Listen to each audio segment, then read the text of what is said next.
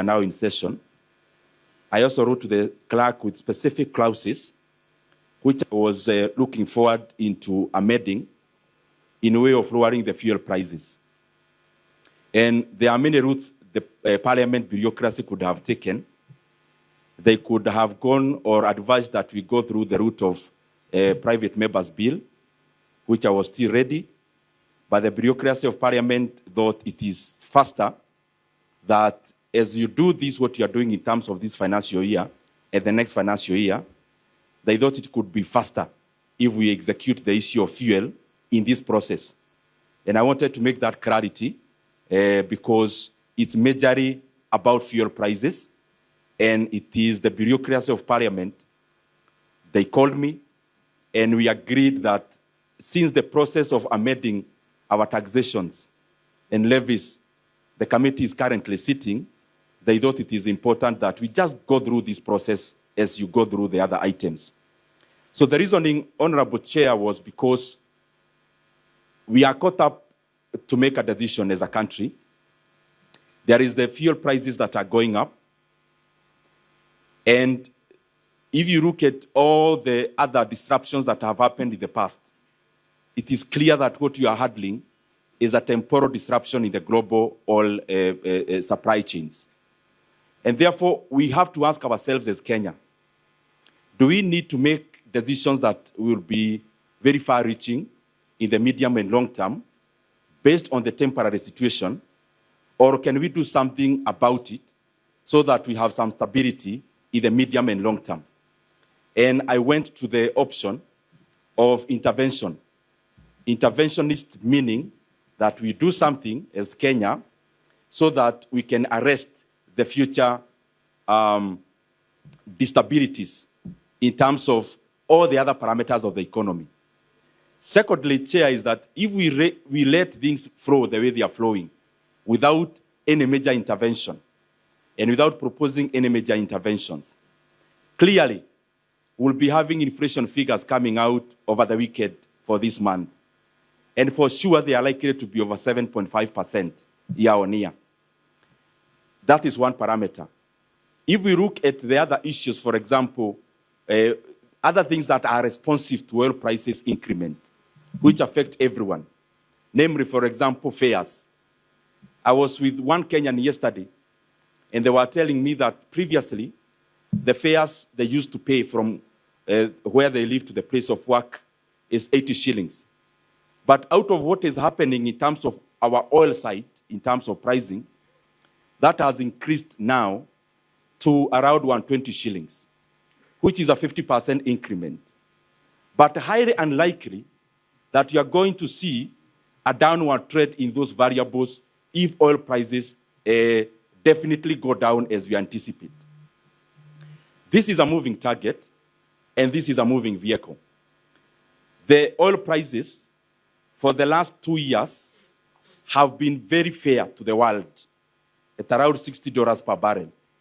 But currently, we are talking about 90. Actually, by the time I was appearing before Budget Committee, which is a day before yesterday, global oil prices were around $91 per barrel.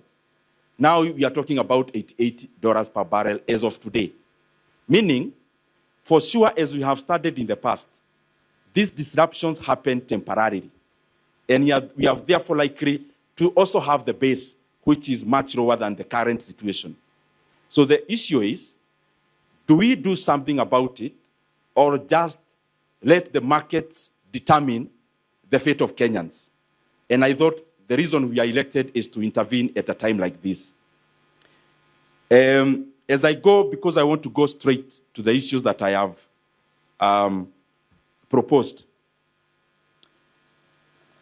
The current oil prices, as they are in Kenya, super, for example, levies and taxes account for 74 shillings.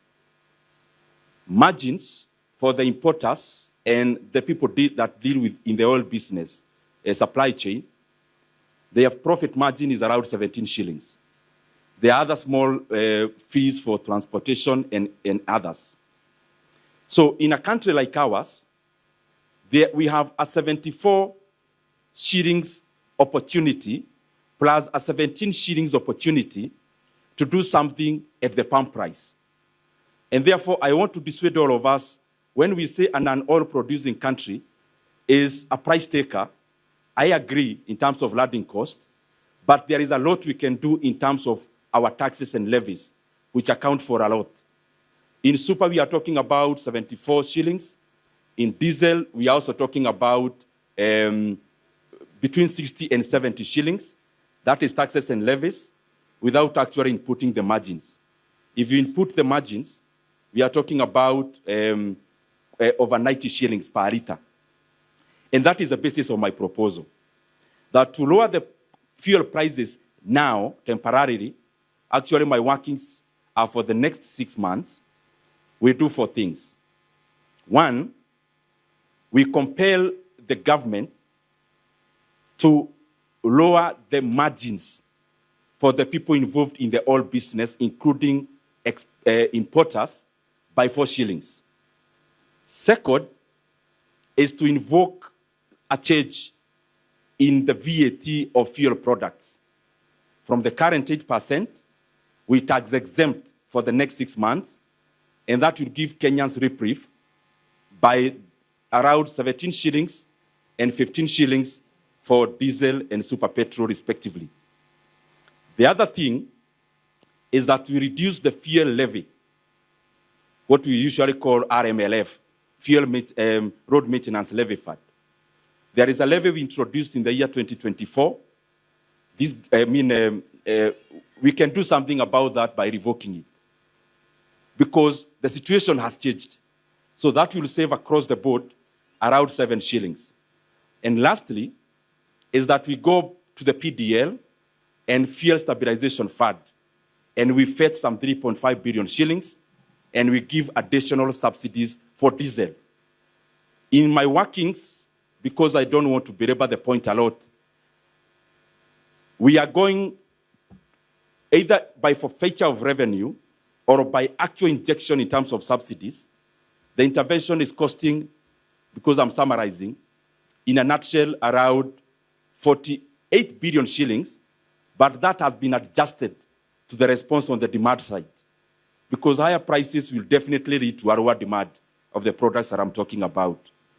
And my workings in this proposal is that Kenya consumes around 240 million liters of diesel a month and around 185 million liters of diesel, of super petrol. Those are my workings. Maybe the other thing I can add is that I have been able to check at what other countries have done in terms of the responses. And this has been also informed by their level of taxation and levies even before the disruption happened. And I feel we are in a good space to adopt my proposals. Because, as I said before, we can just say we need revenue, which is okay. We need revenue as government. But revenue always comes at a cost. At what cost to the entire economy?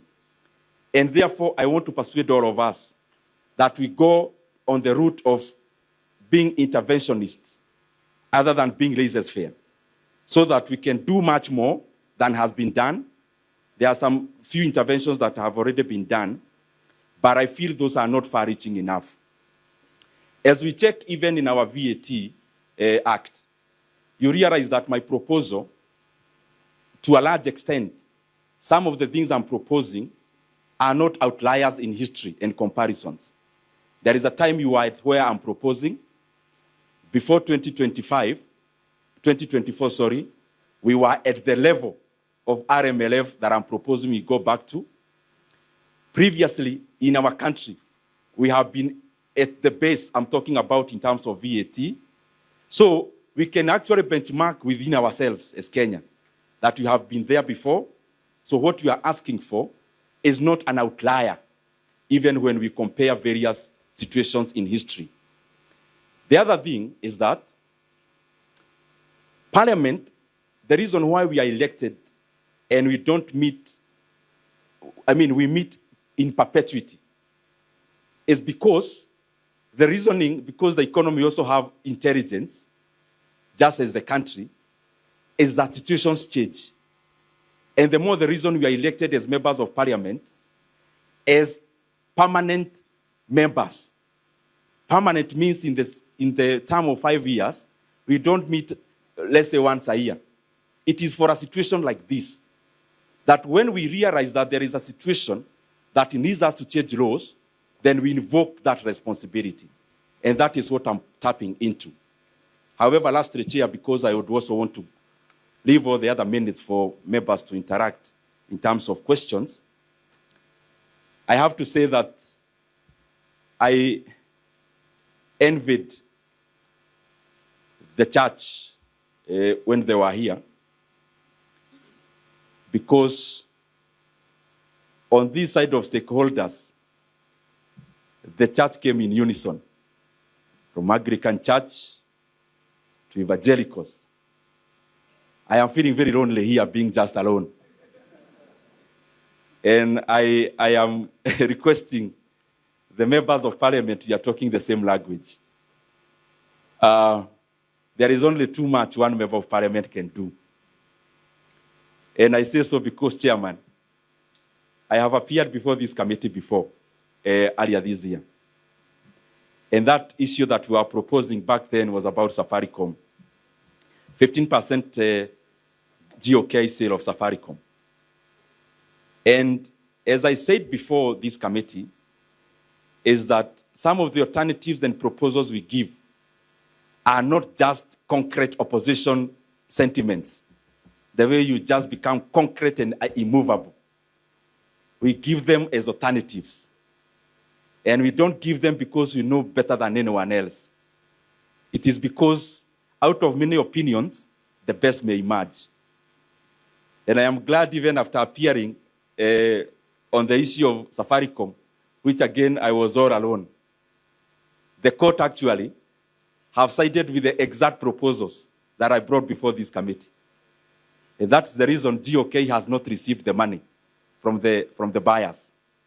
So even as I come to give these proposals today, I am not coming here because I am different. I am coming here because I am one of you as members of parliament, and I am one of the Kenyans.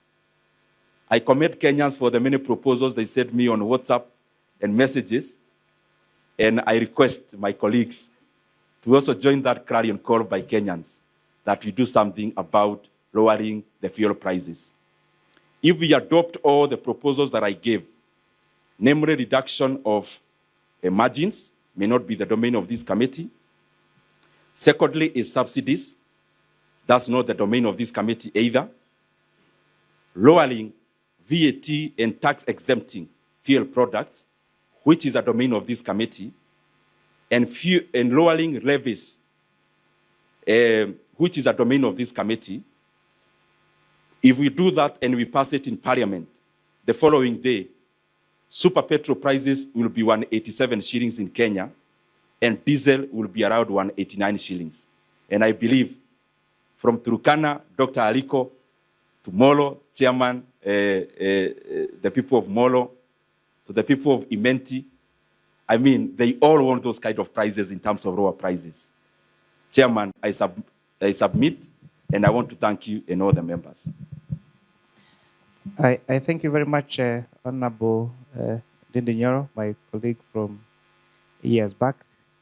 You know, sometimes I miss when, because now I used to do the bad job of raising revenue and used to do the easy job of sharing. That time you're not as vocal as you are now. But anyway, that is one under the bridge. So we have agreed, you know, at least you have the advantage of presenting at the floor of the House. So we've agreed with members that we will minimize the interactions so that we can actually debate and give this opportunity to stakeholders that will not have a chance to speak with at the floor of the House. But I'd like to just say two things that you may not have mentioned. The RMLF that you're posing to reduce, I want you to pull up that schedule of RMLF.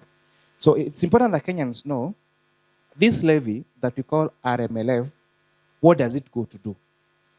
This is the money that goes to repair our rural roads across the country.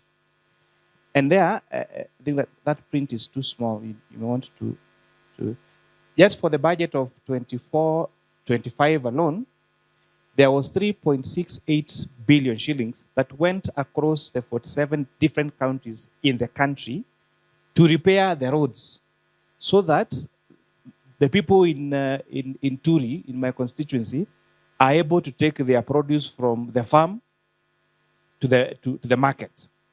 And this money is one of the funds that are equitably distributed across the country. Just to give an example, Mombasa received 45 million shillings. Where you come from, Muranga received, how much is Muranga? 94.7 million shillings. Where I come from, Nakuru received 183 million shillings. Nairobi received 120 million shillings. So which would mean, essentially, that if we reduce RMLF, the truth is, consequently, we will have to reduce the money that goes to repair our roads, our constituencies. That's number one. Number two, on the issue of exempts, okay, and again, RMLF is not the purview of this committee, but reduction of VATs.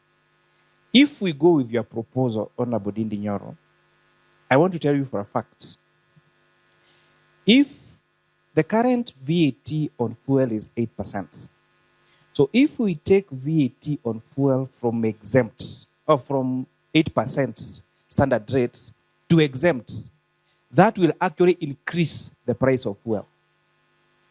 Why am I saying that? How does exempt status work? If the current rate is 8%, so it means that importers or aggregators or whoever is involved in the fuel business will go and claim input VAT. But if we make fuel exempt, that would mean they will not be able to claim their input VAT. And that would mean that they will have to transfer the cost of their input to the consumers. So if we would take your proposal number C, reduce VAT by 8% and classify the products as exempt, all the professionals here will tell you the price of fuel would actually go up and not reduce. Anyway, those are the only two things I needed to clarify. You don't have to respond, but if you feel that you need to, you have the opportunity, and then we'll go to the next golden. Thank you very much, Chair. And I want to start with the latter one, because that's not correct.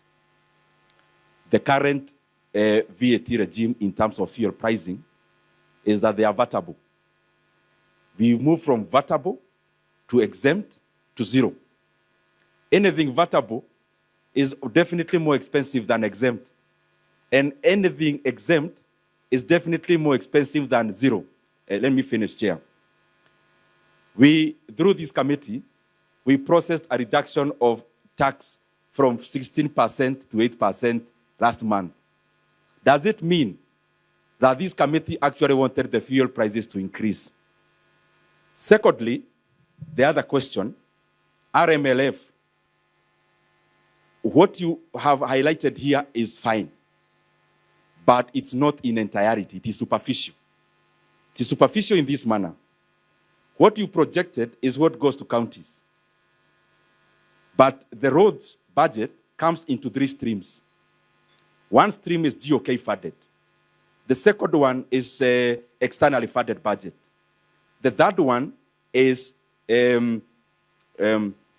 recurrent. And recurrent is basically what we call RMLF. And in those three budgets, they are almost actually equal. I appeared before the budget committee, and my proposal is not taking money away from the roads. It is actually rearranging. I already have on the expenditure side proposed cuts of over 100 billion shillings, with some of them will be moving from the stream of road in terms of maintenance into GOK funded, still adding up into roads. But if you check in my proposals, Chair, I have also actually included excise duty as part of my proposals. I never highlighted it a lot because it's a fallback position. It's fallback because of this. I have attended in such a committee, and the argument is the 7 shillings has been securitized. And my argument back is, who said it's securitized? Does this committee has any details? Have you ever seen any document anywhere in this committee or parliament? That is why I had a fallback position just in case this other issue is brought forth. Again, the projection you give there, Chair, is for the money that goes into our counties. Money still used to flow in our counties and constituencies before 2024. Remember, I'm not scrapping RMLF. I'm only reducing by 7 shillings, going to what was there in the year 2024. And after reduction, we'll be adding on the other side of GOK funded budget. Thank you very much. You know, Parliament is we agree to disagree. And now I want to persuade you, if you strongly feel that the reduction in the budget that you have submitted to the Budget Committee, that once the debate comes to Parliament, you'll be able to convince the rest of your colleagues, the rest of us, to agree with your proposals. But we thank you for taking your time to come and present for this committee and doing the presentation that you've done. Thank you and have a good afternoon. Our next stakeholder is ATC. We'll have ABMT. I'm told you'll be presenting jointly as PwC. Please, you have the floor.